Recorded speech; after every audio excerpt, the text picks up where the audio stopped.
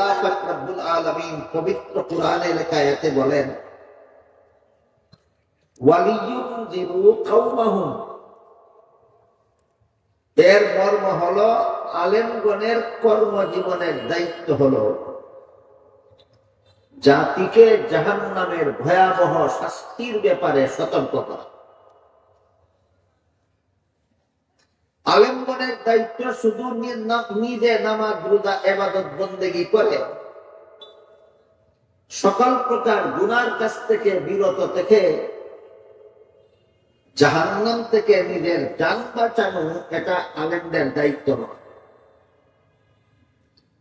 এটা হলো জনসাধারণ মুসলমানের দায়িত্ব। প্রতিটি মুসলমানের দায়িত্ব হলো হালাল পথে চলো, হারাম থেকে বাঁচো, জাহান্নাম থেকে বাঁচো। আলেমগণের দায়িত্ব এইটুকুই নয়, আলেমগণের দায়িত্ব এর অতিরিক্ত আরেকটা আছে, তোমরা নিজেরাও জাহান্নাম থেকে বাঁচো, জাতিকেও জাহান্নাম থেকে বাঁচাও। দেখুন তো, আমার কথা বুঝে থাকলে আপনাদের দায়িত্ব আর আলেমদের দায়িত্বে একটু ব্যবধান আছে কি? আপনাদের দায়িত্ব হলো হালাল হারাম জানুন, হালাল হারাম মেনে চলুন, জাহান্নাম থেকে বাঁচুন। আলেমদের দায়িত্ব হলো নিজেরাও জাহান্নাম থেকে বাঁচো, জাতিকেও জাহান্নাম থেকে বাঁচাও। আমার কথা বুঝে থাকলে বলুন, আপনাদের চেয়ে অতিরিক্ত একটা দায়িত্ব আলেমদের আছে কি? এটা কি নিজেদের জান বাঁচানো না জাতিকে বাঁচানো? জাতিকে বাঁচানো আলেমদের আরেকটা দায়িত্ব। এই দায়িত্বটা পালন করার জন্য সমস্ত কওমি মাদ্রাসার পক্ষ থেকে বছরে একটি করে সম্মেলনের আয়োজন হয়। শুধু সর্বস্তরের মুসলমানকে জাহান্নাম থেকে বাঁচার পথ দেখানো। এবার বলুন তো, আলেমগণ কি আপনাদেরকে জাহান্নাম থেকে বাঁচার পথ দেখাবেন মন গড়া ভাবে, না রাসূল যে পথ দেখাইছেন সেই পথ?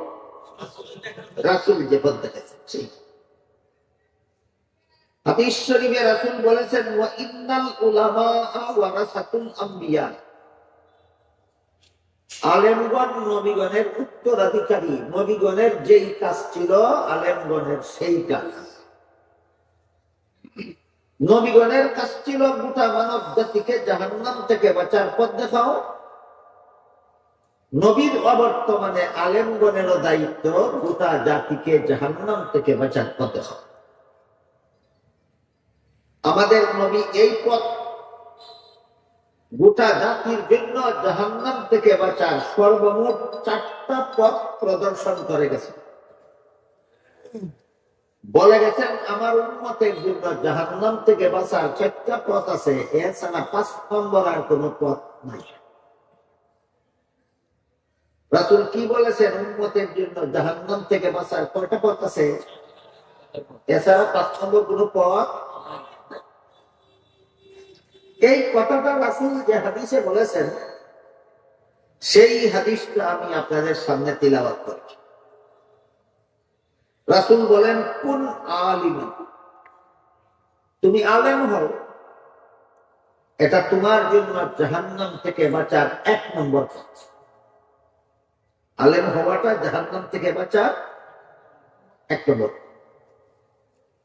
আলেম হওয়ার সুযোগ যাদের হয়নি তাদেরকে রাসূল বলেন, আও মুতাআল্লিমান, তুমি আলেমের ছাত্র হও। আলেমের ছাত্র হওয়াটা জাহান্নাম থেকে বাঁচার 2 নম্বর। কিন্তু যাদের আলেম হওয়ারও সুযোগ নাই, আলেমের ছাত্র হওয়ারও সুযোগ নেই। মাদ্রাসায় যারা পড়ান তারা তো আলেম, যারা পড়ে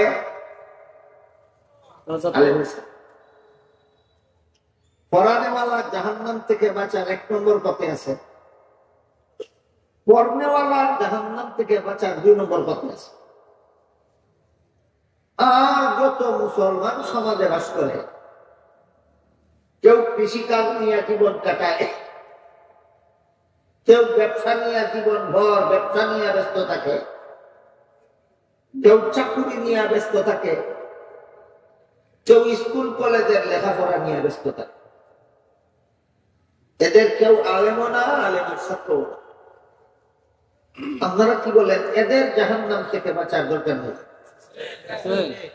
যারা জীবনভর কৃষি কাজ করে, যারা জীবনভর ব্যবসা করে, যারা জীবনভর চাকরি করে, যারা প্রায় অর্ধেক জীবন পর্যন্ত স্কুলে কলেজে ভার্সিটিতে লেখাপড়া করে, এদের জাহান্নাম থেকে বাঁচার দরকার নেই? এদের জন্য বাঁচার হক। রাসূল বলেন, এদের জন্য জাহান্নাম থেকে বাঁচার পথ হলো তোমরা আলেমগণের কথা শুনো এবং তাদের কথা মতো জীবন যাপন।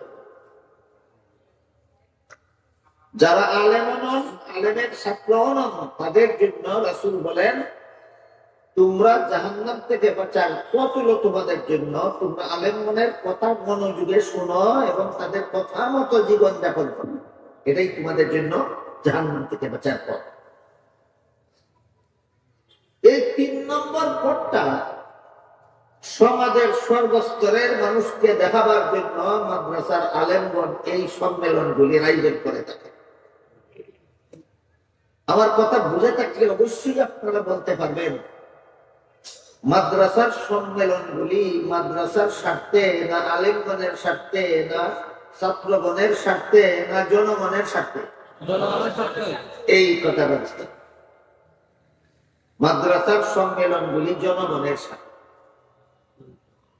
জনগণের ক্ষণস্থায়ী স্বার্থে নয়, চিরস্থায়ী স্বার্থে। পরকালের চিরস্থায়ী জীবনে যেন সর্বস্তরের মানুষ জাহান্নাম থেকে বাঁচতে পারে, সেই পথ দেখাবার জন্য মাদ্রাসার পক্ষ থেকে সম্মেলনগুলি করা হয়। কিন্তু এখানে কিছু কথা একটু বিস্তারিত ভাবে আমাদের বোঝা দরকার। আজকাল অনেকেই কিছু কথা আলেমগণের কাছ থেকে শুনেন এবং আলেমগণের কথা মতো কিছু কাজ করেন, কিন্তু জীবনের অনেক কাজ এমন আছে যারা আলেমগণের কথা মতো নয়, নিজেদের ইচ্ছা মতো করে ফেলে। আছে কিনা? আলেমগণের কথা মতো উর্দু করেন, আলেমগণের কথা মতো নামাজ করেন, কিন্তু বিয়া শাদী নিজেদের ইচ্ছা মতো করে। আছে কিনা? এইরকম কাজ যারা করেন তারা কোন অবস্থানে আছে বলে নেওয়া যায়। মানুষের জীবনে যত কাজ আছে সবগুলিকে প্রথমত 2 ভাগে ভাগ করেছে। মানব জীবনের কিছু কাজ আছে ধর্মীয় কাজ, আর কিছু কাজ আছে সংসারের কাজ। ধর্মের কাজগুলি আলেমগণের কথা মতো করব কেন? শুদ্ধ হওয়ার জন্য। এটা মনে রাখতে হবে। ওযু করা ধর্মের কাজ, আলেমগণের কথা মতো ওযু করবো কেন? ওযুটা শুদ্ধ হওয়ার জন্য। নামাজ পড়া ধর্মের কাজ, আলেমের কথা মতো নামাজ পড়বো কেন? নামাজটা শুদ্ধ হওয়ার জন্য। নামাজ শুদ্ধ না হলে নামাজ আল্লাহর কাছে গ্রহণযোগ্য হবে না। কি মনে করেন তারা? নামাজ শুদ্ধ না হলে গ্রহণযোগ্য হবে? দুনিয়ার কোনো কাজেই শুদ্ধ না হলে গ্রহণযোগ্য হয় না। কোন কাজই জীবনে সঠিকভাবে না করলে গ্রহণযোগ্য হয়। যেমন ধরুন, এক ব্যক্তি কৃষিকাজ করে, ক্ষেতের আগাছা পরিষ্কার করলো, পানি সেচ করলো, সার গোবর দিল। সেই ক্ষেত্রে দান গুনার সময় শুধু সিদ্ধ দান গুনল। কি দান? সিদ্ধ দান।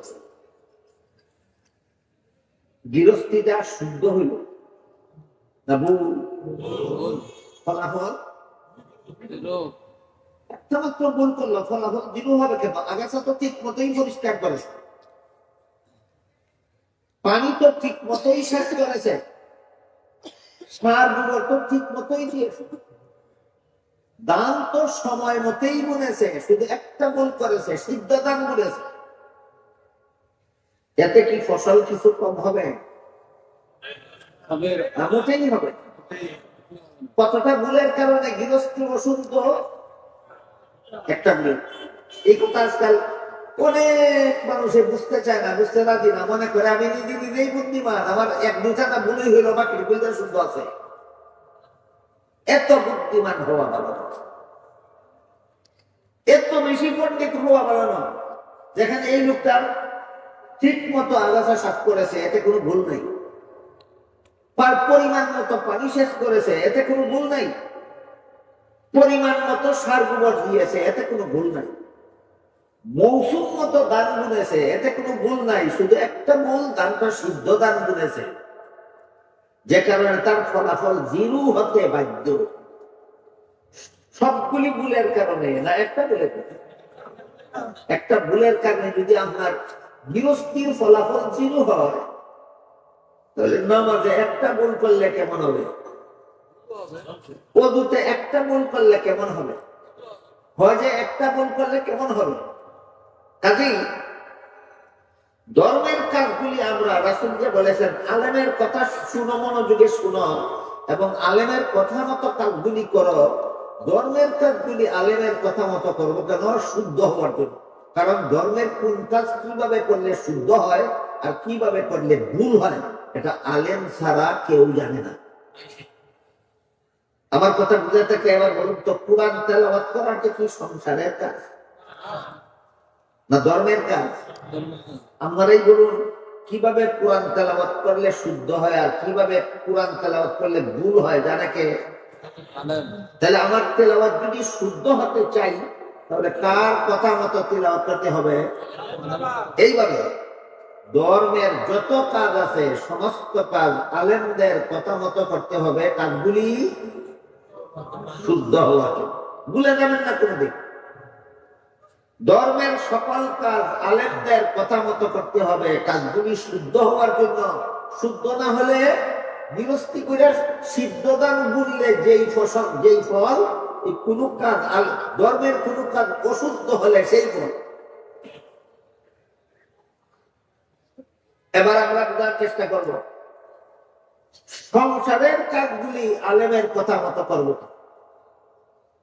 যেমন ধরুন, খাওয়া দাওয়া করা সংসারের কাজ, রাতের ঘুম সংসারের কাজ, পেশাব পায়খানা করা সংসারের কাজ, ব্যবসা করা সংসারের কাজ, চাকুরি করা সংসারের কাজ, স্কুল কলেজ ভার্সিটিতে লেখাপড়াও সংসারের কাজ। এইগুলি কেন আলেমদের কথা মতো করবো? এই প্রশ্নের জবাব হল, সংসারের কাজগুলি আলেমদের কথা মতে করতে হবে হালাল হওয়ার জন্য। সংসারের কোন কাজ কিভাবে করলে হালাল হয় আর কিভাবে করলে হারাম হয়, এইটাও আলেম ছাড়া কেউ জানে না। সংসারের কাজ কিভাবে করলে হালাল হয় আর কিভাবে করলে হারাম হয়, সেটাও আলেম ছাড়া কেউ জানে না। সুতরাং আমি যদি চাই সংসারের কাজটা আমার হালাল হোক, তাহলে আলেমের কথা মতো এই সংসারের সবগুলি কাজ করতে হবে। হারাম উপায়ে সংসারের কাজ করলে এই সংসারের কাজই আমাকে জাহান্নামে নিয়ে যাবে। উদাহরণ শুনুন, রাতের বেলা ঘুম সংসারের কাজ। এশার নামাজ না পড়েই যদি ঘুমিয়ে যান, এই ঘুম হালাল হবে না হারাম? ফজরের নামাজের সময় পার হয়ে যায় ঘুমের ভিতর দিয়ে, এই ঘুম হালাল না হারাম? কোন সন্দেহ নাই, এই ঘুম তোমাকে জাহান্নামে নিয়ে যাবে। জীবনের কত রাতের ঘুমে জাহান্নামে নিল? এক রাতে। এক রাত এশার নামাজ না পড়ে ঘুমানিতেই জাহান্নামে যাওয়ার জন্য যথেষ্ট। জেনে শুনে এক রাত ফজরের সময় না জাগাটাই জাহান্নামে যাওয়ার জন্য যথেষ্ট। জীবন ভর যারা এশা না করে ঘুমায় আর ফজরের সময় লাগে না, এমন মুসলমান বাংলাদেশে নেই। ঘুমটা ছিল এদের কি কাজ? সংসারের কাজ। কিন্তু হালাল উপায়ে ঘুমাইল না হারাম উপায়ে ঘুমাইল, এই ঘুমটাকে জাহান্নামে নিয়ে যাবে।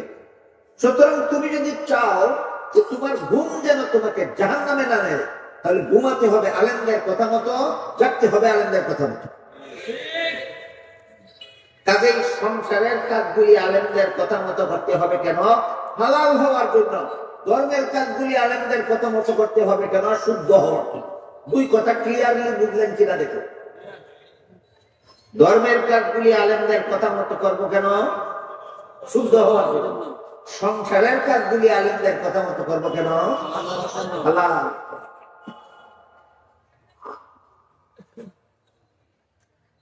ঘুমের উদাহরণ দিলাম। এবার আসেন, স্কুলে পড়া, কলেজে পড়া, ভার্সিটিতে পড়াও ধর্মের কাজ না সংসারের কাজ? সংসারের কাজ।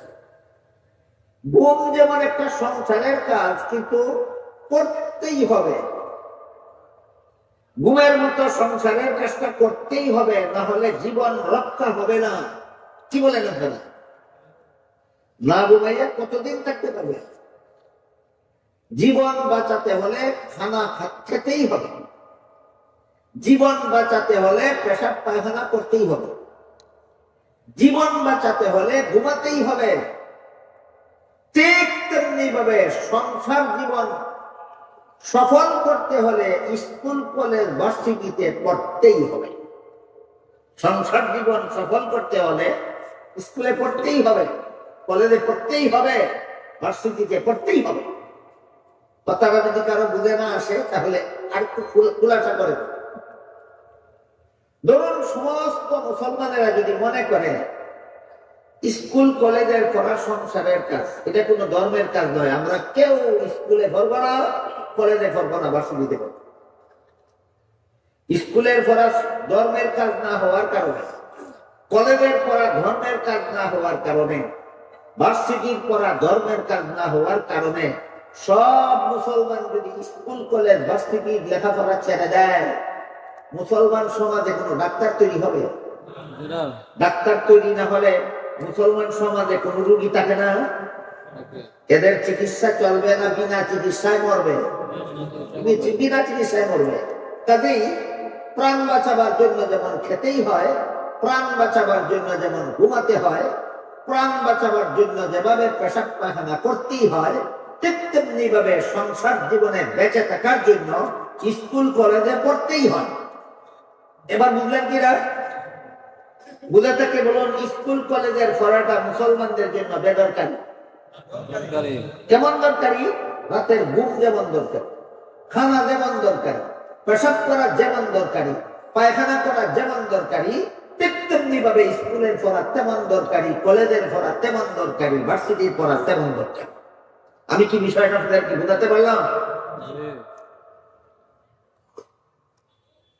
রাতের ঘুমের যেমন হালাল হারাম আছে, নাই আছে, স্কুল কলেজের পড়ারও হালাল হারাম আছে। স্কুলে আমার পড়তেই হবে, কলেজে আমার পড়তেই হবে, ভার্সিটিতে আমার পড়তেই হবে, জানে বাঁচার জন্য, প্রাণে বাঁচার জন্য। কিন্তু হারাম উপায়ে পড়লে স্কুলের পড়া তোমাকে জাহান্নামে নিয়ে যাবে, হারাম উপায়ে কলেজে পড়লে কলেজের পড়া তোমাকে জাহান্নামে নিয়ে যাবে, হারাম উপায়ে ভার্সিটিতে পড়লে ভার্সিটির পড়া তোমাকে জাহান্নামে নিয়ে যাবে। কাজে স্কুলে পড়ার মতো দরকারি কাজ, কলেজে পড়ার মতো দরকারি কাজ, ভার্সিটিতে পড়ার মতো দরকারি কাজ করতে গিয়া এই পড়া যেন আমাকে জাহান্নামে নিয়ে না যায়, সেই স্বার্থেই আমাকে স্কুলে পড়তে হবে হালাল উপায়ে, কলেজে পড়তে হবে হালাল উপায়ে, ভার্সিটিতে পড়তে হবে হালাল উপায়ে। এবার বলুন, কোন পড়া হালাল হয় আর কোন পড়া হারাম হয় জানে কে? তাইলে আমার স্কুলে ভর্তি হবে কার কথা মতো? কলেজে ভর্তি হবে কার কথা মতো? ভার্সিটিতে ভর্তি হবে কার কথা মতো? আলেমদের কথা।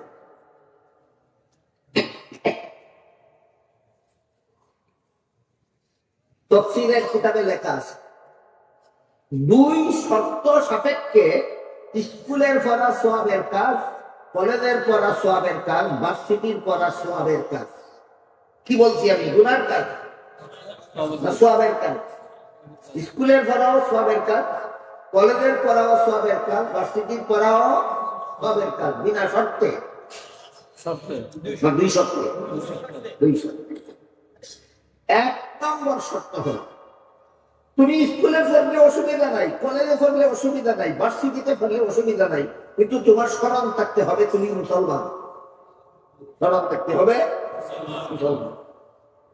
মুসলমানিত্ব স্মরণ রেখে স্কুলে পড়ো, মুসলমানিত্ব বজায় রেখে কলেজে পড়ো, মুসলমানিত্ব বজায় রেখে ভার্সিটিতে পড়ো, তোমার স্কুলের পড়া সবের কাজ, কলেজের পড়া সবের কাজ, ভার্সিটির পড়া সবের কাজ।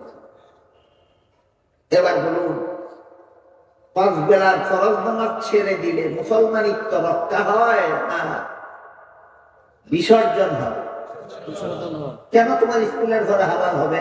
যে স্কুলের পড়া তোমাকে 5 বেলার নামাজই হতে দেয় না, যে কলেজের পড়া তোমাকে 5 বেলার নামাজ পড়তে দেয় না, যে ভার্সিটির পড়া তোমাকে 5 বেলার ফরজ নামাজ পড়তে দেয় না, এই পড়া কেন হালাল হবে?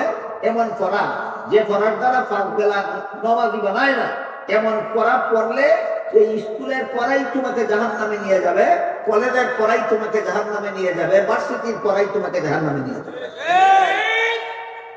কাজেই স্কুল, কলেজ, ভার্সিটির পড়া সওয়াবের কাজ হওয়ার জন্য 2 শর্তের প্রথম শর্ত হলো মুসলমানি বিসর্জন দিয়ে পড়তে হবে, না বজায় রেখে পড়তে হবে। এবার বলুন, মুসলমানি বজায় থাকে নামাজ ছাইড়া দিলে নামাজি হইলে? নামাজি। এখন বলুন, আমরা যে দেশে বাস করি, এই দেশের স্কুলে, কলেজে, ভার্সিটিতে মুসলমান ছাত্র ছাত্রীদেরকে নামাজি বানাবার কোন ব্যবস্থা আছে? এই শিক্ষা ব্যবস্থা হালাল না হারাম? যে শিক্ষা ব্যবস্থায় মুসলমান ছেলে মেয়েকে নামাজি বানাবার সুযোগ নাই, এই শিক্ষা ব্যবস্থা হালাল নয়, এটা হারাম শিক্ষা ব্যবস্থা। এই ব্যবস্থা দিনে লেখাপড়া করলে এই লেখাপড়াই হবে তোমার জাহান্নামে যাওয়ার কারণ। এ পর্যন্তই কথা শেষ নয়। এটা অতীতকালের ব্যাপার ছিল। এই পর্যন্ত বাংলাদেশ স্বাধীন হওয়ার পর থেকে ধরুন প্রায় 50 বছর, এই 50 বছর পর্যন্ত অবস্থা এমন ছিল যেখানে স্কুলে মুসলমান ছাত্র ছাত্রীদেরকে নামাজি বানাবার কোনো ব্যবস্থা ছিল না, যেখানে কলেজে মুসলমান ছাত্র ছাত্রীদেরকে নামাজি বানাবার কোনো ব্যবস্থা ছিল না, যেখানে ভার্সিটিতে পড়নেওয়ালা কোনো মুসলমান ছাত্র ছাত্রীদেরকে নামাজি বানাবার কোনো ব্যবস্থা ছিল।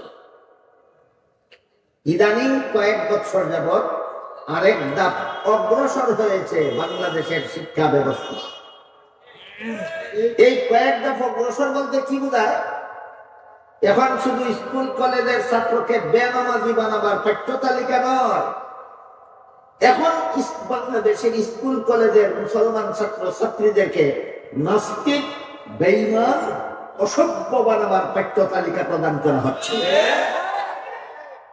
শুধু বেনামাজি বানাবার ব্যবস্থা না, বেঈমান বানাবারও ব্যবস্থা হচ্ছে। বেঈমান বানাবার ব্যবস্থাটা কেমন এবার শুনুন একটু। আমি আশা করি আপনারা অনেকেই জানেন যে এই বাংলাদেশের হাই স্কুলের চলিত বছরের পাঠ্য তালিকাভুক্ত কোন বইয়ে লেখা আছে একটা গল্প, শরীফ থেকে শরীফা। শরীফ থেকে শরীফা। এই গল্পের মধ্যে ট্রান্সজেন্ডার মতবাদ শিক্ষা দেওয়া হয়েছে। এই গল্পের মধ্যে ট্রান্সজেন্ডার নামে একটা মতবাদ শিক্ষা দেওয়া হয়েছে। ট্রান্স অর্থ পরিবর্তন, জেন্ডার অর্থ লিঙ্গ। ট্রান্সজেন্ডার মানে লিঙ্গের পরিবর্তন। আল্লাহ যাকে পুরুষ বানাইয়া জন্ম নিছে সে নারী হয়ে যাবে, আল্লাহ যাকে নারী বানাইয়া জন্ম দিছে সে পুরুষ হয়ে যাবে। এই চিন্তাধারার নাম ট্রান্সজেন্ডার। এই চিন্তাধারার নাম আল্লাহ যাকে পুরুষ বানাইয়া জন্ম দিছে তার নারী হওয়ার পদ্ধতি দুইটা। একটা হলো হাসপাতালে গিয়ে অপারেশন করে তার লিঙ্গটা কেটে ফেলে দিবে, আর তার 2 রান থেকে 2 টুকরা গোশত নিয়ে অপারেশনের মাধ্যমে বুকে সেলাই করে রক্তের সংযোগ করে দেবে। পুরুষ লিঙ্গ কেটে ফেলে দিল, বুকের মধ্যে 2টা স্তন বানাইয়া নিল, এই পুরুষটা স্ত্রী হয়ে গেল। এটা একটা পদ্ধতি। আমি আপনাদের জিজ্ঞেস করি, এই পদ্ধতিতে কেউ যদি হাসপাতাল গিয়া তার পুরুষাঙ্গটা কেটে ফেলেই দেয় আর বুকের মধ্যে 2 টুকরা গোশত ফিট করে যদি 2টা স্তন বানাইয়াই দেয়, তারপরও তার পেটের ভিতরে বাচ্চা গ্রহণ করার মতো কোন থলে আছে কি? নাই। তাহলে তুমি কি এই ট্রান্সজেন্ডার করার পরও, লিঙ্গ পরিবর্তন করার পরও আল্লাহ তোমাকে পুরুষ বানাইছিলেন, তুমি হাসপাতালে গিয়া মহিলা হয়ে যাওয়ার পরও তুমি কি পারবা পেটে একটা বাচ্চা নিতে? তাহলে এই ফালতু কাজটা কেন করলা? বলেন এটা সার্থক ট্রান্সজেন্ডার না অনর্থক ট্রান্সজেন্ডার? অনর্থক ট্রান্সজেন্ডার। এগুলো এক পদ্ধতি। লিঙ্গ পরিবর্তনের আরেকটা পদ্ধতি হলো, ধরুন একটা পুরুষ হয়ে মায়ের গর্ভ থেকে জন্ম হয়েছে, 10 বছর 20 বছর পর্যন্ত পুরুষ হিসাবেই জীবনযাপন করেছে, তার শরীরের অঙ্গ প্রত্যঙ্গ সবগুলি পুরুষের। 25 বছর বয়সে সে কল্পনা করলো আজকের থেকে আমি পুরুষ না, আজকের থেকে আমি মহিলা। অপারেশন কিছু নাই, অঙ্গের পরিবর্তন কিছু নাই, শুধু কল্পনা করলো আজকের থেকে আমি মহিলা। এইভাবে একটা পুরুষ নিজেকে মহিলা বলে কল্পনা করলে সরকারি আইনও তাকে মহিলা বলে স্বীকৃতি দিয়ে দিবে। এটা হলো দ্বিতীয় পদ্ধতির ট্রান্সজেন্ডার। কত নম্বর পদ্ধতি? দ্বিতীয় পদ্ধতি। এই দ্বিতীয় পদ্ধতির ট্রান্সজেন্ডার যদি কেউ করে, নিজে মহিলা কল্পনা করে, আর সরকারও তাকে মহিলা হিসেবে স্বীকৃতি দেওয়া দেয় সরকারি আইনে। সরকারি আইনে যখন একটা লোক মহিলা হিসেবে স্বীকৃত হয়ে যাবে, তখন কি আর একটা মহিলাকে বিয়ে করতে পারবে না একটা পুরুষকে বিয়ে করতে হবে? পুরুষকে বিয়ে। যারা বিয়ে করলো সেও পুরুষ, আর যে বিয়ে করলো সেও আসলে পুরুষ। তাহলে পুরুষে বিয়ে হইল কিনা? হইল। পুরুষে বিয়ে হইল। পুরুষে বিয়ে হলে পরে পুরুষে যৌন মিলন করার নাম বাংলা ভাষায় সমকামিতা। বাংলা ভাষায় পুরুষে যৌন মিলন করার নাম সমকামিতা। হযরত লূত আলাইহিস সালামের নামে নবী ছিলেন, তার জাতি সমকামিতায় লিপ্ত হওয়ার কারণে আল্লাহ গজব দিয়া মুহূর্তে জাতিকে ধ্বংস করে দিয়েছিলেন।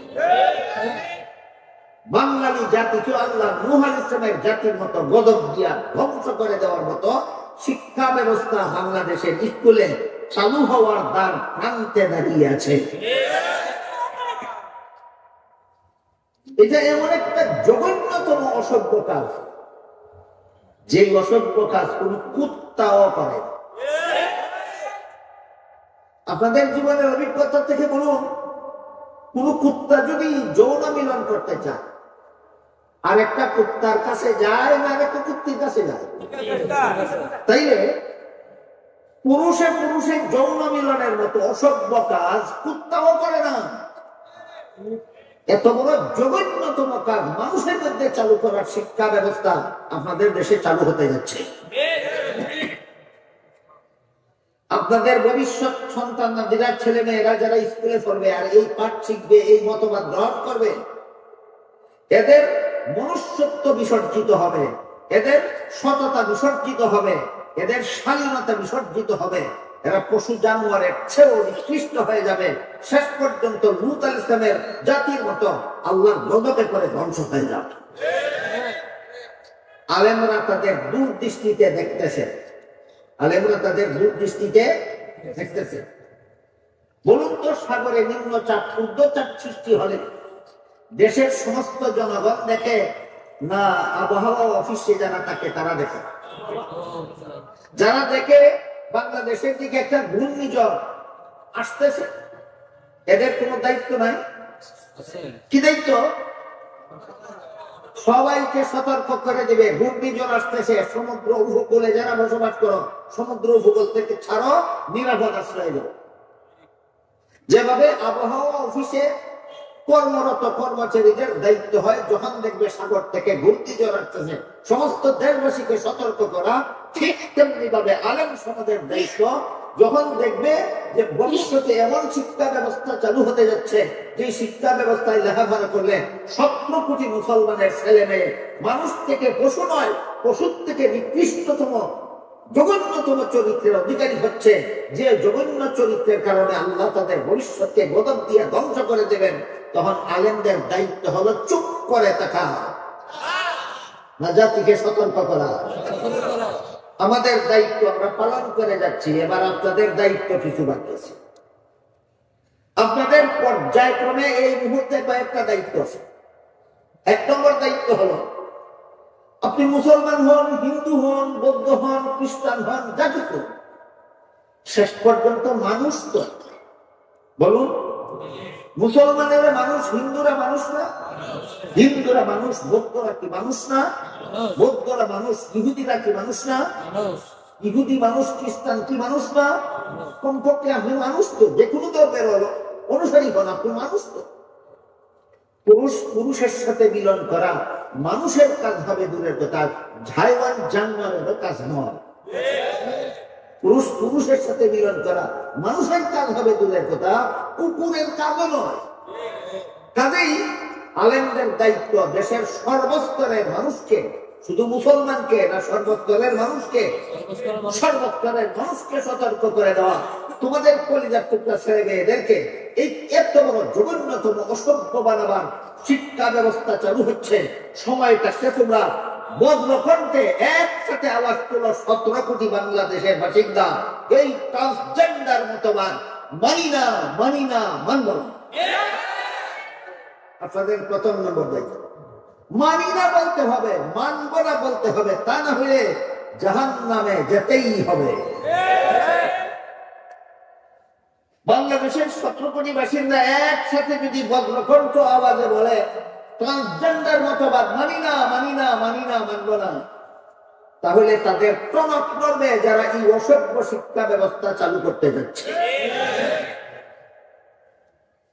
এরপরে যদি গায়ের জুড়ে চাপাইয়াই দিতে চায়, তাহলে আপনাদের 2 নম্বর কর্তব্য হবে, যে প্রতিষ্ঠানে লেখাপড়া করালে আমার ছেলে আর একটা ছেলের সাথে মিলন করার মতো অসভ্য কাজ করতে যাবে, যে প্রতিষ্ঠানে লেখাপড়া করলে আমার মেয়ে আরেকটা মেয়ের সাথে কুকর্ম করতে যাবে, এমন প্রতিষ্ঠানে কোন মুসলমানের ছেলে মেয়েকে লেখাপড়া করতে দেওয়া হালাল হবে না।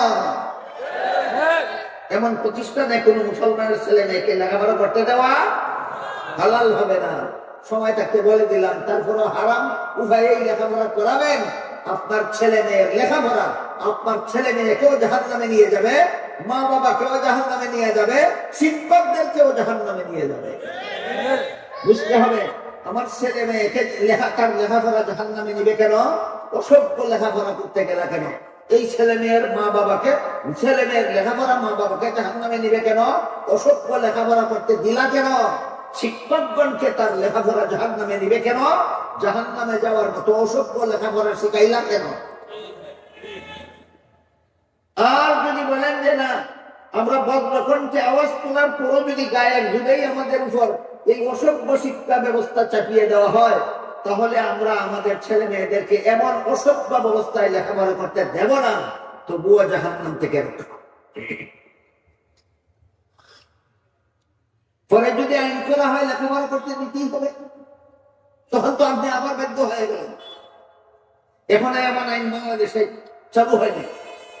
ইহুদি খ্রিস্টানদের দেশে এই আইন চালু করা আছে যে কোনো মা বাবা যদি 7 বছর থেকে 17 বছর বয়স পর্যন্ত ছেলে মেয়ের লেখাপড়া বন্ধ করে, সরকার মা বাবাকে জেলখানায় বন্দী করে রেখে ছেলে মেয়েকে লেখাপড়া করায়। এই আইন এখনো বাংলাদেশে চালু হয়েছে না, আশঙ্কা করা যায় ভবিষ্যতে হতেও পারে। তাকে এমন আইন জারি করে যদি দেয়, তোমার ছেলে মেয়েকে আমরা অসভ্য বানাবার জন্য স্কুলে পড়াবো এবং ছেলে মেয়েকে ভর্তি করাতেই হবে, এমন ডিক্টেটরি শাসন ব্যবস্থা যদি দেশে চালু হয়েই যায়, তাহলে এই ডিক্টেটরি শাসন ব্যবস্থা যারা দেশে চালু করবে, এদের জন্য ইতিহাসে, পুরাণে, হাদিসে 2টা পুরস্কার আছে। কটা পুরস্কার? পুরস্কার না তিরস্কার আপনারা পরে বিবেচনা করে সিদ্ধান্ত নেবেন। আমি আপাতত পুরস্কার বললাম। যে শিক্ষা ব্যবস্থার দ্বারা জাতি অসভ্য হয়, যে শিক্ষা ব্যবস্থার দ্বারা জাতি পশু জানোয়ারের চেয়ে নিকৃষ্ট হয়, যে শিক্ষা ব্যবস্থার দ্বারা জাতি সমকামিতায় লিপ্ত হওয়ার পরিবেশ তৈরি হয়, এই শিক্ষা ব্যবস্থা যদি ক্ষমতার বলে জাতির উপর চাপিয়ে দেওয়া হয়, তাহলে যারা চাপিয়ে দেবে তাদের জন্য 2টা পুরস্কার আছে, একটা দুনিয়াতে, একটা আখিরাতে। যদি এমন শিক্ষা ব্যবস্থা চাপিয়ে দেওয়া হয় জাতির উপর, তাহলে এদের জন্য কি বলেছি, কয়টা পুরস্কার? একটা দুনিয়াতে। শুনুন দুনিয়ার পুরস্কারটা কি।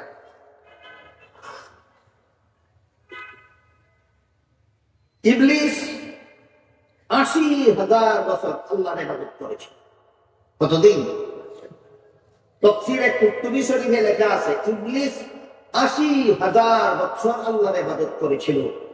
তারপরে আল্লাহ ইবলিসকে সমস্ত পৃথিবীর রাজত্ব দান করেছিলেন। বলেন প্রথম থেকে আল্লাহ ইবলিসকে সমস্ত পৃথিবীর রাজত্ব দান করেছিলেন না 80,000 বছর ইবাদত করার পর? 80,000 বছর আল্লাহর ইবাদত করার পর আল্লাহ ইবলিসকে সমস্ত পৃথিবীর রাজত্ব দান করেছিলেন, জান্নাতে বসবাস করার সুযোগ দান করেছিলেন। তারপর আদম সৃষ্টি করে ইবলিসকে আল্লাহ আদেশ দিয়েছিলেন আদমকে সিজদা করে সমান করো। ইবলিস আল্লাহর হুকুমের বিরুদ্ধে যুক্তি প্রদান করেছিল। ইবলিস আল্লাহর হুকুমের বিরুদ্ধে যুক্তি দিয়েছিল। যুক্তি এটা আরেক স্বতন্ত্র আলোচ্য বিষয়। আমাদের বর্তমান মুসলমান সমাজে এমন পণ্ডিতের অভাব নাই যারা আল্লাহর বিধানের বিরুদ্ধে যুক্তি দেয়। এমন পণ্ডিতের অভাব নাই যারা আল্লাহর বিধানের বিরুদ্ধে যুক্তি দেয়। আল্লাহর বিধানের বিরুদ্ধে যুক্তি দেওয়ার মর্ম কি দাঁড়ায়? যে এই ব্যাপারে আল্লাহ যুক্তি বুঝে না, আমি যুক্তি বুঝি, এই মর্ম দাঁড়ায় না? আল্লাহ যেহেতু যুক্তি বিরোধী বিধান দিল, তাইলে কি প্রমাণ হইল? আল্লাহ যুক্তি বুঝে না, যুক্তি আমি বুঝি। তোরে যে বানাইলো সে যুক্তি বুঝে না, তার হাতের বানানো হইয়া তুই যুক্তি বুঝ। তুই এত বড় বুঝার উল্লেখ কবে থেকে? এই জন্য হাকিমুল উম্মত হযরত আল্লামা আশরাফ আলী থানভী রাহমাতুল্লাহি আলাইহি আল মাসালিহুল আকলিয়া নামক কিতাবে লিখেছেন, ইসলামে এমন কোন বিধান নাই যার পক্ষে চূড়ান্ত কোন যুক্তি নাই। ইসলামের সবগুলি বিধান চূড়ান্ত যুক্তিসম্মত, এর উপরে আর কোন যুক্তি হতে পারে না। কথা বুঝে থাকে বলুন, ইসলামে যুক্তি বিরোধী কোনো কথা আছে না? সব বিধান যুক্তিসম্মত। সাধারণ যুক্তিসম্মত না চূড়ান্ত যুক্তিসম্মত? চূড়ান্ত যুক্তিসম্মত ছাড়া কোন বিধান ইসলামে না। একটা উদাহরণ শুনুন, তারপরে ইবলিসের কাহিনীতে আবার যাবে, নাকি একটু লম্বা হলে আপনারা কষ্ট পাবেন। পবিত্র কোরআনের সূরা নিসার 11 নম্বর আয়াতে আল্লাহ বলেছেন, ওয়ালিযাকারি মিসলু হাযিল উনসায়াইন। এর অর্থ হলো পিতামাতা মারা গেলে পিতামাতার তেজ্য সম্পদে ছেলে পাবে 2 অংশ, মেয়ে পাবে 1 অংশ। আজকে প্রথম শুনলেন না আরো শুনেছেন? তুমি মা বাবার সম্পত্তিতে ছেলে ভাই কত অংশ, মেয়ে ভাই কত অংশ? আজকাল অনেক পণ্ডিতে বলে কিনা আমরা সমান অধিকার চাই,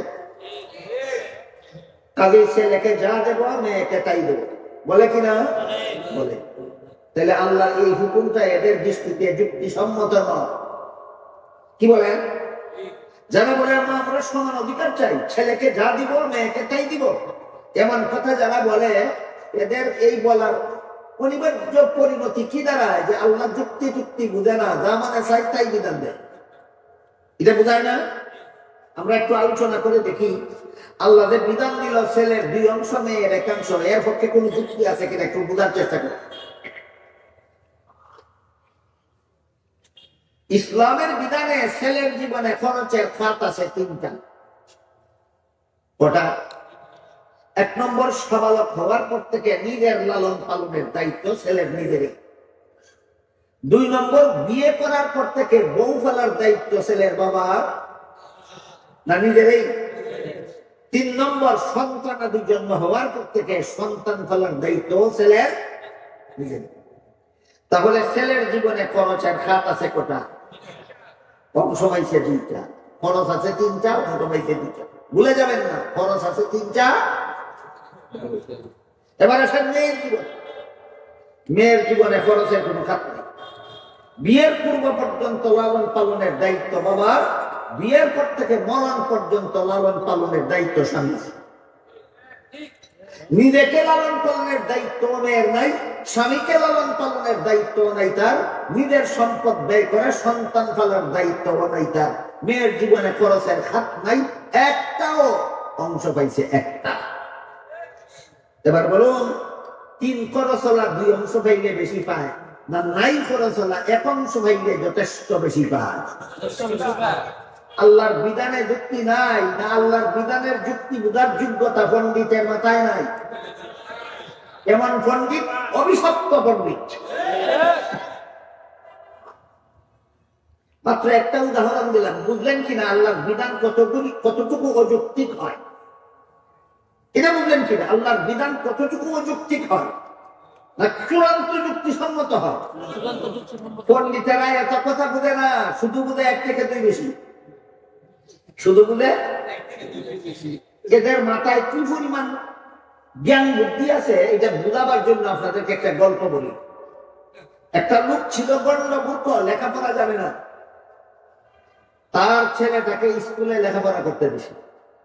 ছেলে অত্যন্ত মেধাবী ছিল, 1010 বছর লেখাপড়া করে ছেলে, মেধাবী ছেলে, পরীক্ষা এসএসসি পরীক্ষা দিয়ে ফার্স্ট ডিভিশন, ফার্স্ট বয় হয়ে পাস করবে। ভুলে থাকলে বলুন ছেলের রোল নম্বর কত হবে? বাবা শিক্ষিত না মূর্খ? বাবা কিন্তু মূর্খ হওয়ার কারণে 1 নম্বরে পাস করলে পরীক্ষায় নম্বর বেশি পায় না, 10 নম্বরে পাস করলে পরীক্ষায় নম্বর বেশি পায়। এত কথা বুঝে না, শুধু বুঝে 1 থেকে 10 বেশি, শুধু বুঝে 1 থেকে 10 বেশি। ফল ঘোষণার পরে মূর্খ বাবা ছেলেকে জিজ্ঞাসা করে, তুমি যে পরীক্ষা দিয়েছিলা পাস করেছ? ছেলে বলে পাস করেছি। জিজ্ঞাসা করে কত নম্বরে? ছেলে বলে 1 নম্বরে। বাবা কয় সর্বনাশ করছো। ছেলে জিজ্ঞাসা করে কি সর্বনাশ করলাম? বলে পাশের বাড়ির ছেলেটা তোর সাথে পরীক্ষা দিয়া সে তো 10 নম্বরে পাস করলো, তুই এত কম নম্বর কেন? এই অশিক্ষিত গোয়ারে যেমন বুঝে না 10 নম্বরে পাস করলে পরীক্ষায় নম্বর বেশি পায় না, 1 নম্বরে পাস করলে পরীক্ষায় নম্বর বেশি পায়, ঠিক তেমনি ভাবে আমাদের সমাজে কিছু শিক্ষিত গোয়ারেও বুঝে না 3 খরচ হলা 2 অংশ পাইলে বেশি পায় না, 9 খরচ হলা 1 অংশ পাইলেই বেশি পায়। আমি কি আপনাদেরকে বুঝাতে পারলাম আল্লাহর বিধানগুলি কত অযৌক্তিক?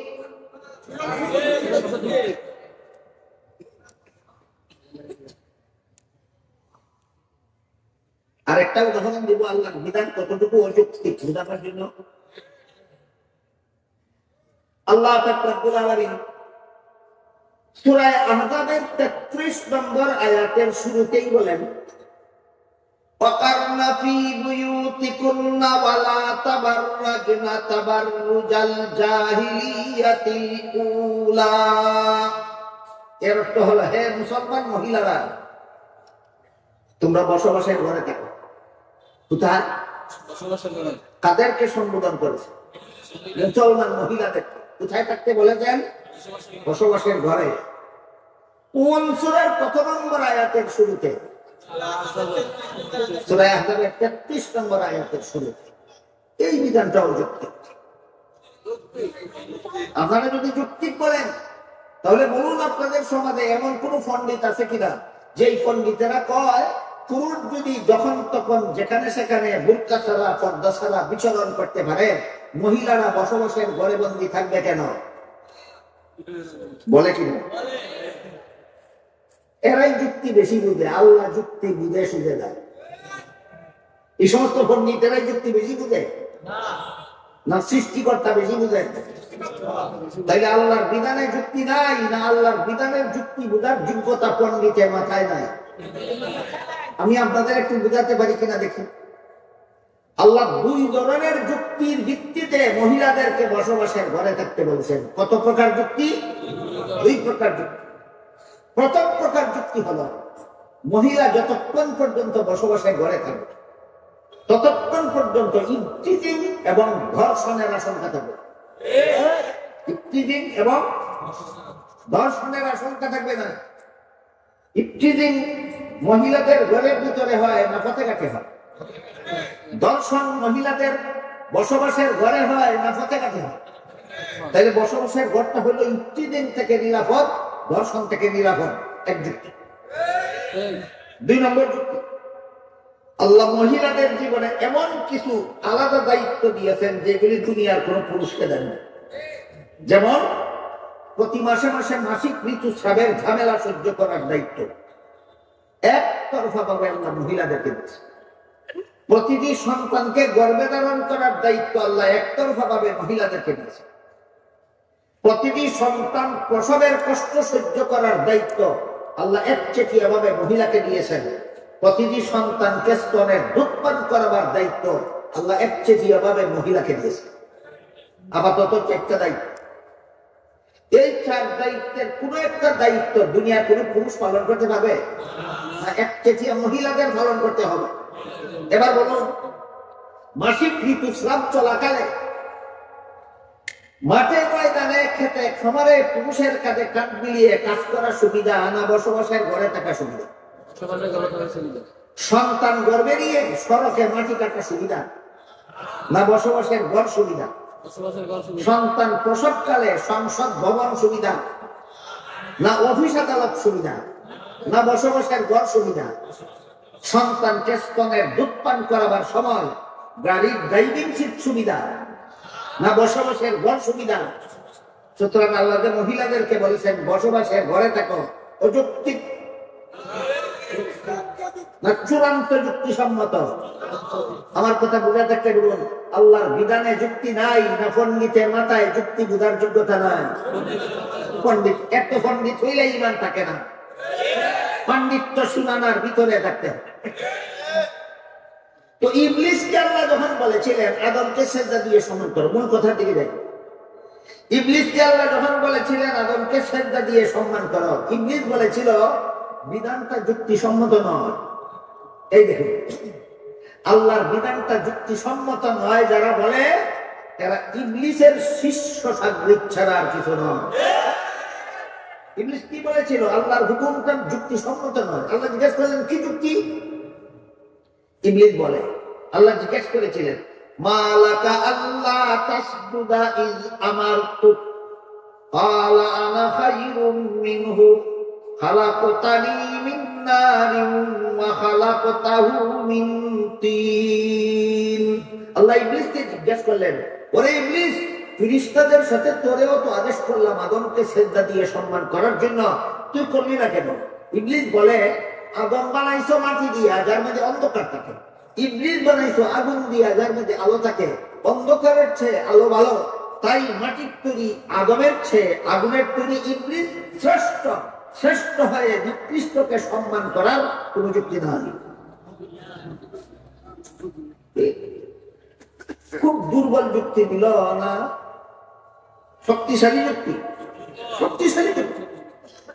আল্লাহ পাক রব্বুল আলামিন এই একটা যুক্তির কারণে ইবলিসকে 4টা পুরস্কার দিলেন।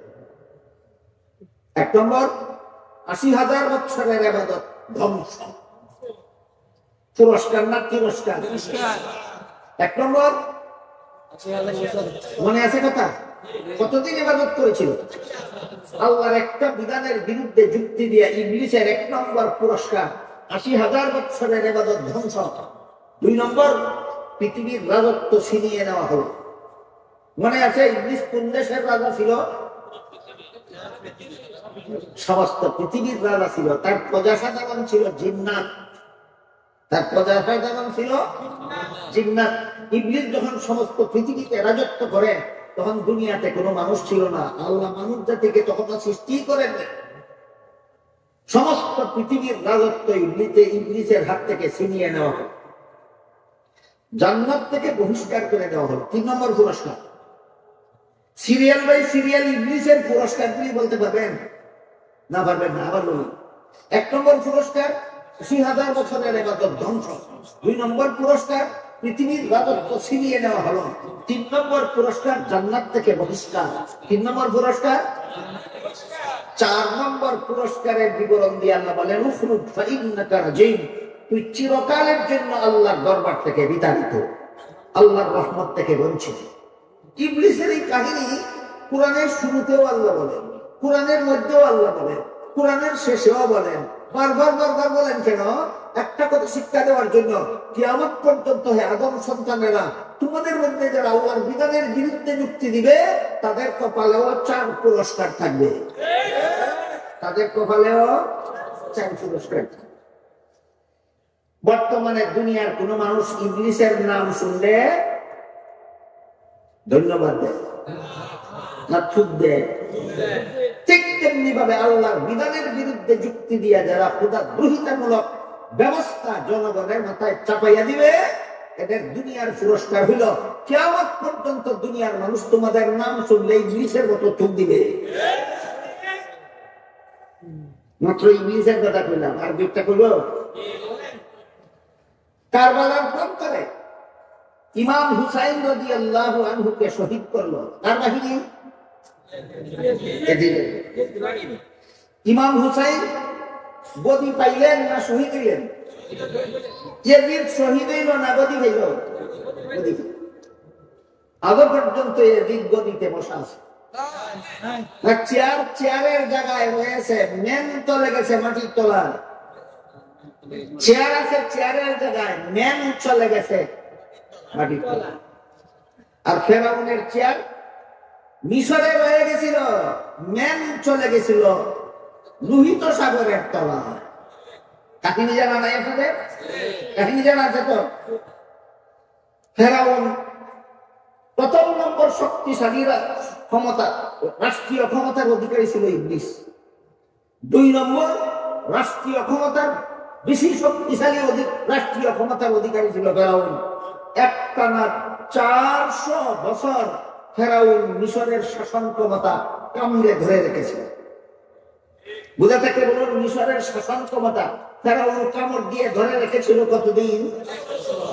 আমার জানা মতে পৃথিবীর ইতিহাসে আর কোন রাজা অবস্থায় এত দীর্ঘদিন ক্ষমতা কামড়াইয়া ধরে রাখতে পারে ফেরাউন যতদিন ধরে রেখেছিল। শেষ পর্যন্ত চেয়ার রইল চেয়ারের জায়গায়, ম্যান চলে গেল লোহিত সাগরের তলায়। এত সব কাহিনী কোরআনে বলেন কেন? এই কথা শিক্ষা দেওয়ার জন্য যারা মানবতা বিরোধী কার্যকলাপ নিরীহ জনগণের মাথায় চাপাইয়া দিবা, তোমাদের পরিণতি ইবলিসের পরিণতির মতো হতে বাধ্য হবে। তোমাদের পরিণতি ফেরাউনের পরিণতির মতো হতে বাধ্য হবে। গেল ফেরাউনের খবর। ইয়াজিদের খবর কি? ইয়াজিদ কারবালার প্রান্তরে ইয়াজিদ শহীদ হইল, হুসাইন গদি পাইলেন না। হুসাইন শহীদ হইলেন, ইয়াজিদ গদি পাইল। ইয়াজিদ গদি পাইল। বর্তমান দুনিয়াতে অতীতে ইয়াজিদের গদি হওয়ার পর থেকে দুনিয়াতে যত মুসলমান ছিল, বর্তমান দুনিয়াতে যত মুসলমান আছে, কিয়ামত পর্যন্ত দুনিয়াতে যত মুসলমান আসবে, ইয়াজিদের নামটা শুনলেই শ্রদ্ধা জানাবে না চুপ দেয়। ইতিহাস থেকে শিক্ষা গ্রহণ করো। গদির লুবে ফিরে যারা মানবতা বিরোধী ব্যবস্থা নিরীহ জনগণের মাথায় চাপাইয়া দেয়, এদিদের মতো কিয়ামত পর্যন্ত মানুষ তোমার নামে শুধু থুক দিবে, যা দুনিয়ার পুরস্কার। ইতিহাসের আরেকটা ঘটনা বলি, সেটা হলো মীর জাফরের ঘটনা। আপনাদের মধ্যে কেউ বলতে পারেন মীর জাফর কোন নবাবের সেনাপতি ছিল? অমুসলিম নবাব, মুসলিম মুসলিম শাসনকর্তা সিরাজউদ্দৌলার প্রধান সেনাপতি ছিল মীর জাফর। ইংরেজের সাথে আঘাত করে চুক্তি করেছিল। ইংরেজ বলেছিল গদি করে দিব, সিরাজউদ্দৌলার সেনাপতিকে আমার সেনাবাহিনীর কাছে পরাজয় বরণ করার ব্যবস্থা করে গদির নুনে করে মীর জাফর মুসলমান সেনাবাহিনীকে বিজাতির সেনাবাহিনীর হাতে পরাজয়ের পদক্ষেপ গ্রহণ করেছিল। এখনো মীর জাফর সেই গদিতে বসা আছে না? গদির জায়গায় রয়ে গেছে, মীর জাফর মাটির তলায় চলে গেছে। তখন থেকে কিয়ামত পর্যন্ত দুনিয়ার মানুষ মীর জাফরের নামটা শুনলে শুধু থুক দেয় না, পেশাব করে দেয়। এগুলি হলো দুনিয়ার পুরস্কার। এগুলি হলো মানবতা বিরোধী মতবাদ নিরীহ জনগণের উপর চাপাইয়া দিবা। ইবলিসের মতো পরিণতি হতে বাধ্য হবে, নমরুদের মতো পরিণতি হতে বাধ্য হবে, ফেরাউনের মতো পরিণতি হতে বাধ্য হবে, ইয়াজিদের মতো পরিণতি হতে বাধ্য হবে, মীর জাফরের মতো পরিণতি হতে বাধ্য হবে। এগুলি দুনিয়ার পুরস্কার। আরেকটা পুরস্কার আছে এদের, আছে না? আরেকটা পুরস্কার আছে কবে? আখিরাতে। আখিরাতের পুরস্কারের বিবরণ দিয়ে আল্লাহ বলেন, ওয়ামান কাফারা ফাউমাত্তিউহু কালিলান সুম্মা আবতারহু ইলা আযাবিন নারি ওয়া বিসাল মাসীর। খোদা দুহিতামূলক মতবাদ যারা গ্রহণ করবে, আল্লাহর বিধানের বিরুদ্ধবাদী মতবাদ যারা গ্রহণ করবে, আল্লাহ বলেন দুনিয়াতে নমরুদের মতো কিছু বুক করার সামগ্রী দিয়ে দেব, ফেরাউনের মতো বুকের সামগ্রী কিছু দিয়ে দেব, এজিদের মতো বুকের সামগ্রী দুনিয়াতে কিছু দিয়ে দেব, মির্জাফরের মতো দুনিয়াতে যত সামান্য বুকের সামগ্রী দিয়ে দিব, কিন্তু পরকালীন পুরস্কার হবে এদের চিরস্থায়ী জাহান্নাম। চিরস্থায়ী জাহান্নাম। এত লম্বা কথা কেন বললাম আপনাদেরকে? একটা কথা বুঝাবার জন্য। ট্রান্সজেন্ডার মতবাদ মনুষ্যত্ববাদ না পশুত্ববাদ না পশুর চেয়েও নিকৃষ্ট চরিত্রের মতবাদ? এখানে তিনটা কথা বুঝতে হবে। একটা হলো মনুষ্যত্ববাদ, একটা হলো পশুত্ববাদ, আর একটা হলো পশুর চেয়েও নিকৃষ্টতম মতবাদ। তিনটা মতবাদের পার্থক্য আপনাদের দেখে দিলাম। মনুষ্যত্ববাদ হলো নারী পুরুষ মিলিত হবে বিবাহের মাধ্যমে, যে মনুষ্যত্ববাদ। আপনারা আমার সাথে একমত? নারী পুরুষের সাথে মিলিত হবে, পুরুষ নারীর সাথে মিলিত হবে, যৌন আনন্দ উপভোগ করবে। হাদিস শরীফে আল্লাহ রাসূল বলেছেন, স্বামী তার স্ত্রীর সাথে মিলামেশা করলে ইবাদতের সওয়াব হয়। স্বামী তার স্ত্রীর সাথে মিলামেশা করলে, সাহাবায়ে কেরাম জিজ্ঞেস করলেন, ওগো আল্লাহর রাসূল, একটা স্বামী তার স্ত্রীর সাথে মিলামেশা করে মনের আনন্দে, আপনারা কি বলেন, মনের দুঃখে না আনন্দে? মনের আনন্দ করলে যদি ইবাদতের সওয়াব হয়, তাহলে তো সওয়াব উপার্জন করা বড় সস্তা ব্যাপার দেখা যায়। রাসূল বলেন, সস্তা আর দামের ব্যাপার না, ব্যাপার হলো আল্লাহর বিধানের পক্ষে বিপক্ষের ব্যাপার। এই লোকটা যদি মনের আনন্দ করার জন্য নিজের স্ত্রীর কাছে না গিয়ে ভিন্ন নারীর কাছে যাইতো, তাহলে গুনাহ হতো কিনা? সাহাবায়ে কেরাম বলেন গুনাহ হতো। তখন রাসূল বলেন, যেই কাজ আল্লাহর হুকুমের বিরুদ্ধে করলে গুনাহ হয়, সেই কাজে আল্লাহর হুকুমের পক্ষে করলে সওয়াব হয়। এটা মনুষ্যত্ববাদ। স্বামী তার স্ত্রীর সাথে যৌবনের আনন্দে মিলামিশা করবে, কি মতবাদ? মনুষ্যত্ববাদ। বিয়ে ছাড়া নারী পুরুষ মিলামিশা করবে, পশুত্ববাদ। বিয়ে ছাড়া নারী পুরুষ মিলামিশা করবে, পশুত্ববাদ। নারী পুরুষের মিলামিশা যদি হয় বিয়া ছাড়া, এটা পশুত্ববাদ। কুকুর কুকুরিকে বিয়া করে মিলামিশা করে না বিয়া ছাড়া? শিগাল শিগালনিকে বিয়া করে মিলামিশা করে না বিয়া ছাড়া? ষাঁড় গাভীর সাথে মিলামিশা করে বিয়ার মাধ্যমে না বিয়া ছাড়া? বলুন, বিয়া ছাড়া নারী পুরুষের মিলামিশা কি বাদ? পশুত্ববাদ। আর পুরুষে পুরুষে মিলামিশা করা পশুত্ববাদের চেয়েও নিকৃষ্ট। কোন শুয়োর আরেকটা শুয়োরের সাথে মিলামিশা করতে যায় না, কোন কুত্তা আরেকটা কুত্তার সাথে মিলামিশা করতে যায় না, কিন্তু ট্রান্সজেন্ডার মতবাদে একটা পুরুষ আর একটা পুরুষের সাথে মিলামিশা করতে যাবে। সুতরাং যে শিক্ষা ব্যবস্থা আপনাদের সমাজে চালু হতে যাচ্ছে, একটু বুঝে শুনে জবাব দেবেন, না বুঝলে চুপ থাকবেন। বলুন, এটা মনুষ্যত্ববাদ না পশুত্ববাদ?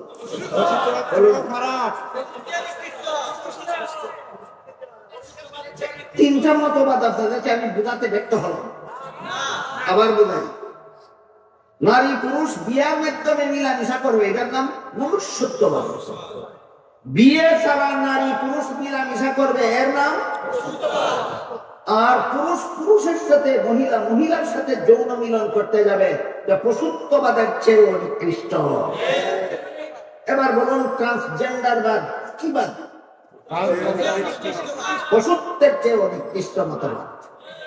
আলেমদের দায়িত্ব আপনাদেরকে আগে ভাগে সতর্ক করে দেওয়া, আপনাদের দায়িত্ব বয়কট করা, বয়কট করা। ট্রান্সজেন্ডারবাদ বয়কট করি, বয়কট করি, বয়কট।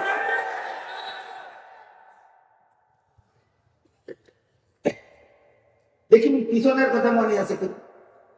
মাদ্রাসাগুলিতে সম্মেলন কেন? সর্বস্তরের মানুষকে জাহান্নাম থেকে বাঁচান পথ দেখাবে বলে গেলেন। সর্বস্তরের মানুষকে জাহান্নাম থেকে বাঁচার পথ দেখাবার জন্য এই ট্রান্সজেন্ডারবাদ আপনাদের কলিজার টুকরা সন্তানকে নাস্তিক বানাইয়া চিরস্থায়ী জাহান্নামী বানাবার মতবাদ। সতর্ক করা হইল, যদি কলিজার টুকরা সন্তানকে চিরস্থায়ী জাহান্নাম থেকে বাঁচাতে চান, ট্রান্সজেন্ডার মতবাদে লাথি মারুন।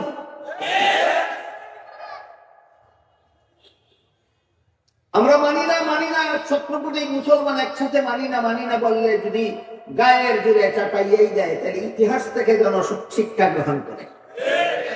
সেই ইতিহাস ইংলিশের হোক, সেই ইতিহাস নমরুদের হোক, সেই ইতিহাস ফেরাউনের হোক, সেই ইতিহাস এদিকের হোক, সেই ইতিহাস কুখ্যাত মীর জাফরের হোক, এই সমস্তদের ইতিহাস ঐতিহাসিক যেই পরিণতি, এই সমস্ত ডিক্টেটরদের ঐতিহাসিক পরিণতি সেই হতে বাধ্য। আল্লাহ পাক রব্বুল আলামিন এতে বলেন, মান শাআ ফালইউমিন ওয়া মান শাআ ফালইয়াকফুর। যার মনে চাই ইমানের পথে আসো, যার মনে চাই বেঈমানির পথে যাও। মনে রেখো, বেঈমানির পথে গেলে তোমাদের জন্যই জাহান্নাম তৈরি করে রাখা হয়েছে। এতক্ষণে একটা শর্ত বুঝাতে আমার সময় অনেক কষ্ট হয়ে গেল। বলেছিলাম স্কুল কলেজ ভার্সিটিতে পড়া সওয়াবের কাজ বিনা শর্তে না 2 শর্তে? এবার বলুন 1 নম্বর শর্ত দেখো, মুসলমানি বিসর্জন দিয়া না বজায় রেখে, ট্রান্সজেন্ডার বাদ মেনে নিলে মুসলমানি বজায় থাকে না জলাঞ্জলি না? তোমার স্কুলের পড়াই তোমাকে জাহান্নামে নিবে, তোমার কলেজের পড়াই তোমাকে জাহান্নামে নিবে, সন্দেহ নাই। তোমার ভার্সিটির পড়াই তোমাকে জাহান্নামে নিবে, সন্দেহ নাই। এবার বলুন, আমাদের ছেলে মেয়েকে স্কুল কলেজে পড়াবো নিজেদের ইচ্ছা মতো না আলেমদের কথা মতো? এই জন্য রাসূল বলেন, তুমি যদি আলেমও না হও, আলেমের ছাত্রও না হও, তাহলে আলেমের কথা মতো ধর্মের কাজও করো শুদ্ধ হওয়ার জন্য, আলেমের কথা মতো সংসারের কাজও করো হালাল হওয়ার জন্য। আর একটা শর্ত দিছে না, যদি বলেন শুনবেন বলবো, আর যদি বলেন আজকে বেশি হয়ে গেছে আরেকদিন, তাও আমার আপত্তি নেই। 2 নম্বর শর্ত হল, স্কুলের পড়া সওয়াবের কাজ হওয়ার জন্য, কলেজের পড়া সওয়াবের কাজ হওয়ার জন্য, ভার্সিটির পড়া সওয়াবের কাজ হওয়ার জন্য 2 নম্বর শর্ত হলো তোমার উদ্দেশ্য ঠিক করতে হবে। উদ্দেশ্যহীনভাবে লেখাপড়া করলে তো হবে না। বলুন, উদ্দেশ্যহীনভাবে লেখাপড়া সবের কাজ না? নির্ধারিত উদ্দেশ্য স্থির করতে হবে। উদ্দেশ্য স্থির করতে হবে।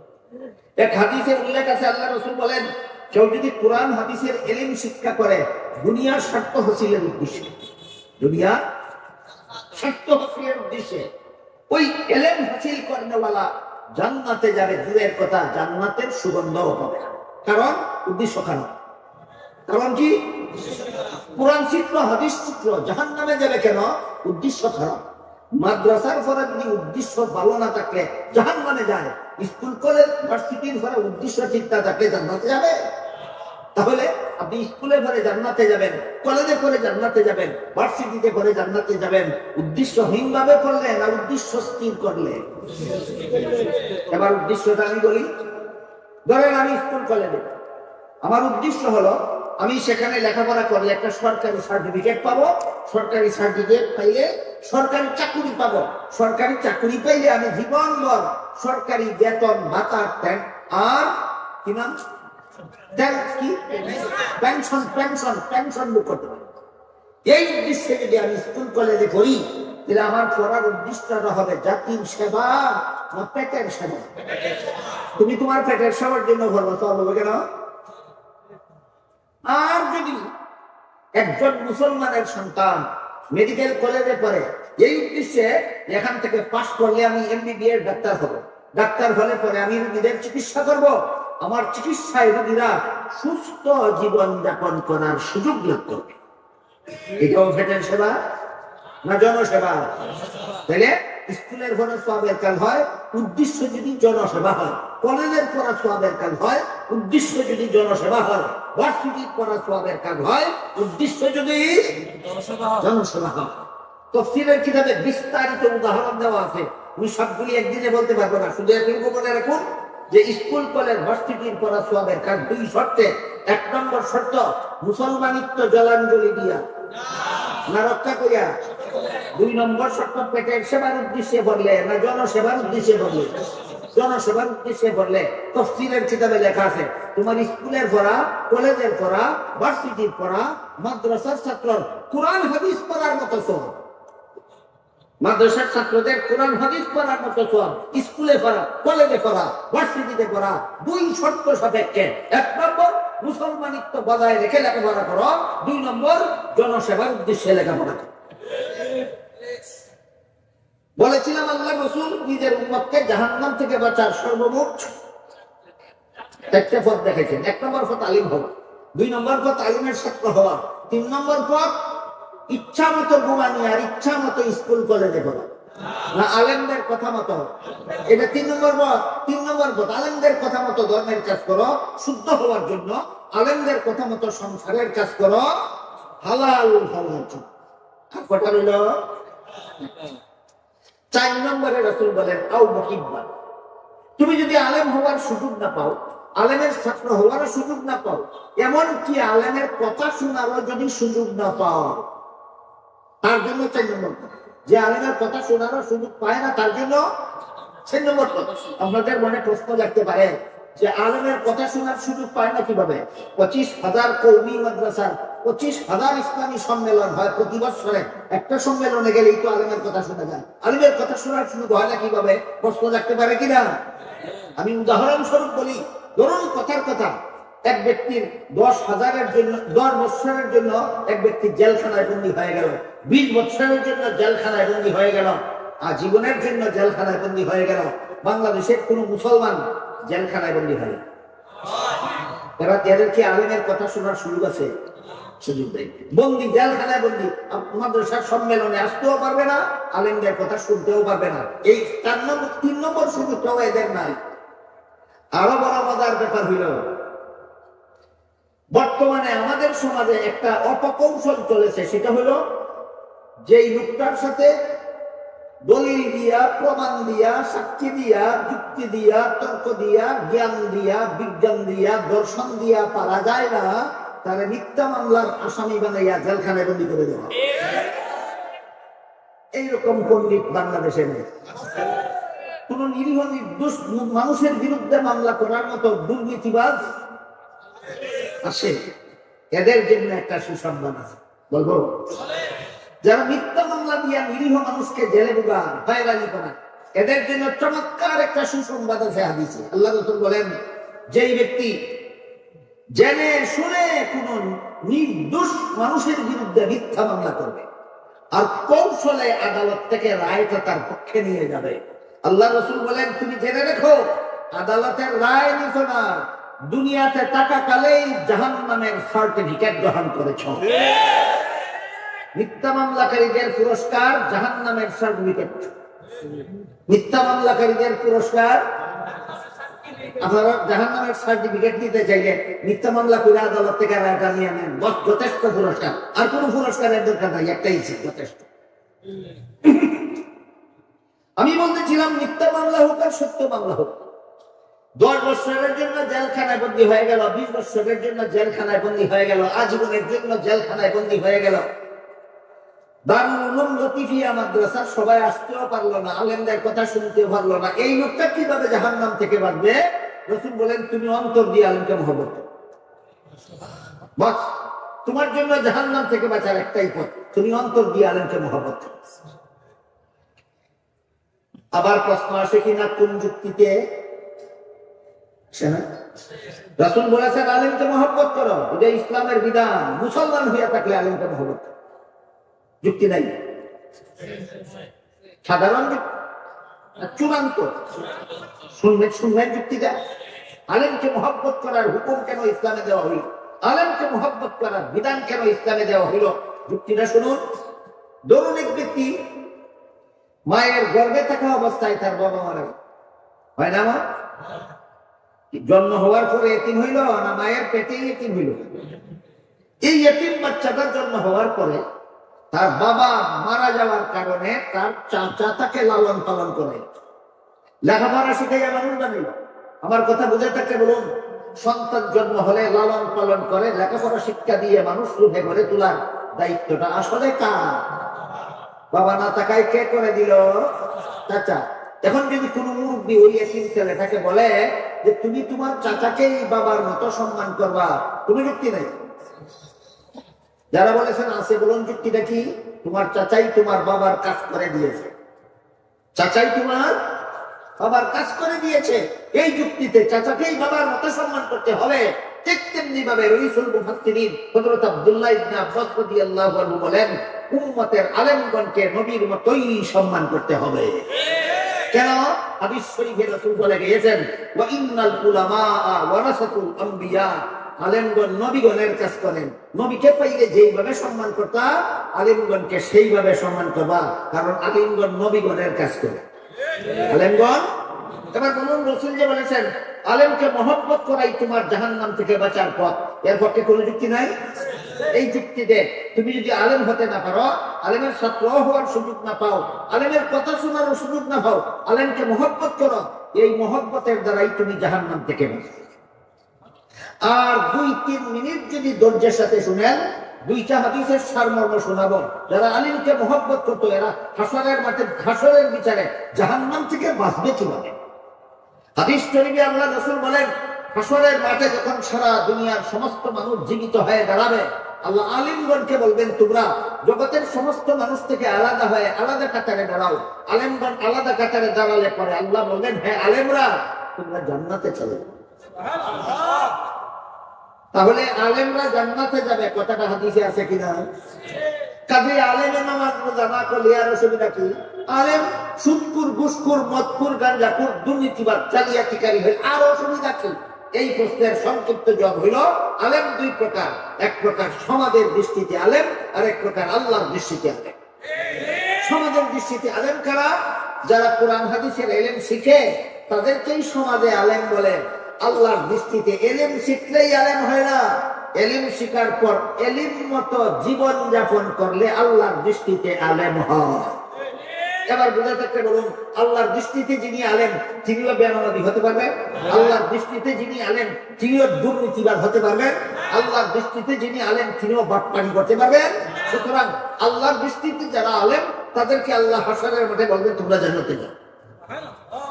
আর এক হাদিসে আল্লাহ রাসূল বলেন, আল্লাহর হুকুমে আলেমগণ যখন জান্নাতে রওনা হবেন, তখন কিছু গুনাহগার মুসলমান এদেরকে পিছন থেকে ডাকবে। এরা যাচ্ছেন কোথায়? জান্নাতে। আর গুনাহগার মুসলমানের দল পিছন থেকে ডাকবে, দেখে বলবে, হুজুর, একজনে বলবে, হুজুর আমি আপনাকে দুনিয়াতে 1 গ্লাস পানি পান করেছি। বলুন, 1 গ্লাস পানি পান করাইতে 500 টাকা লাগে? লাগে না 1 টাকা। কিন্তু একটা অন্তর লাগে। কি, কেমন অন্তর? যে অন্তর বুঝবে যে এরা আমাদেরকে নবীগণের কাজ করে, এরা আমাদেরকে জাহান্নাম থেকে বাঁচার পথ দেখায়, যেটা নবীগণের কাজ। কাজে নবীগণকে দুনিয়াতে পেলে যেভাবে আমি মহব্বত করতাম, যুক্তিসম্মত ভাবে আলেমদেরকে সেইভাবেই মহব্বত করতে হবে। ইবনে আব্বাসের এই কথাটা যারা বুঝে, এমন একটা অন্তর লাগে আলেমকে মহব্বত করতে, টাকা পয়সা লাগে না। কিন্তু বললাম যে আলেম 2 প্রকার। কিছু আলেম আছে, এরা জনগণের এই মহব্বত চায় না, জনগণের মাথার গাম পায়ে ফেলার টাকা দিয়া নিজের পকেট গরম করতে চায়। এরা চুক্তি করে, তোমার এখানে 30 মিনিটের বেশি বয়ান করবো না, টাকা 1 লক্ষ দিতে হবে। আছে কি এমন আলেম? আপনাদেরকে জাহান্নাম থেকে বাঁচাবার দরদ মাখো অন্তর নিয়ে ওয়াজ করতে যায়, না পকেট গরম করার জন্য ওয়াজ করতে যায়? এদের উদ্দেশ্য সৎ নয়, অসৎ। অসৎ উদ্দেশ্যে আল্লাহ রাসূল বলেছেন, কোরআন হাদিসের ইলম শিখলে জাহান্নামে যাবে। কোরআন হাদিসের ইলম শিখতে হবে নবীর উম্মতকে জাহান্নাম থেকে বাঁচার পথ দেখাবার জন্য। আমি কি বুঝাতে পারলাম বিষয়টা আপনাদেরকে? কাজেই হাসরের মাঠে রাসূল বলেন, একজন গুনাহগার উম্মত একজন আলেমকে দেখে বলবে, আমি আপনাকে 1 গ্লাস পানি পান করাইছিলাম মহব্বতের কারণে। আরেকজন গুনাহগার আরেকজন আলেমকে দেখে বলবে, আমি আপনাকে 1 বদনা উদুর পানির ব্যবস্থা করে দিয়েছিলাম মহব্বতের কারণে, কিন্তু আজকে আমার গুনার কারণে আল্লাহ হুকুম দিয়ে ফেলেছেন জাহান্নামে যাওয়ার জন্য। রাসূল বলেন, গুনাহগার মুসলমানের মুখে এমন কথা শুনে আলেমগণ যে যার যার জান্নাতে যাচ্ছিলেন, নিজেদের জান্নাতে যাওয়ার বিরতি দিয়ে দাঁড়িয়ে যাবেন, ভাববেন আমার জান্নাতে আমি পরে যাই, শেষ চেষ্টা করে দেখি গুনাহগার লোকটাকে জাহান্নাম থেকে বাঁচানো যায় কিনা। তখন আলেমগণ দাঁড়িয়ে আল্লাহকে বলবেন, আল্লাহ এই লোকটা ঠিকই বলেছেন, আমাকে মহব্বত করতে বলে 1 গ্লাস পানি পান করাইছিল। ওই লোকটা ঠিকই বলেছেন, আমাকে মহব্বত করতে বলেই 1 বদনা উদুর পানির ব্যবস্থা করে দিয়েছিল।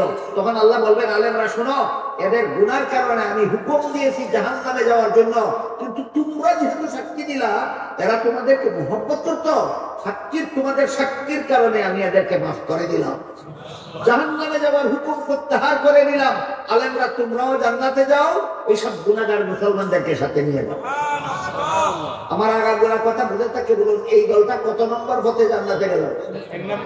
আল্লাহ রাসূল বলেন, এই 4 পথ ছাড়া জাহান্নাম থেকে বাঁচার আর কোনো পথ নাই। এমন যদি অবস্থা হয় যে তুমি আলেমও হইলে না, আলেমের ছাত্র হইলে না, আলেমের কথাও শুনলে না, আলেমকে মহব্বত করলে না, তাহলে রাসূল বলেন ওয়ালা তাকুন খামিসান ফাতাহলিক, তোমার কপালে ধ্বংস ছাড়া আর কিছু নাই। যারা আলিম হইল না, আলিমের ছাত্র হইল না, আলিমের কথাও শুনলো না, আলিমকে মহব্বত করলো না, ঘৃণা করলো, আল্লাহ রাসূল বলেন তোমার কপালে জাহান্নাম ছাড়া আর কিছু নাই। আমি কি আপনাদেরকে বোঝাতে পারলাম রাসূল তার উম্মতকে জাহান্নাম থেকে বাঁচার পথ কতটা বাতাইছেন?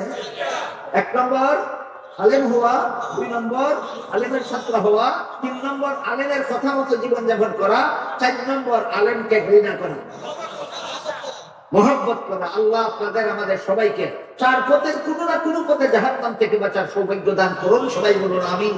সুবহান রাব্বিকা রাব্বিল ইজ্জাতি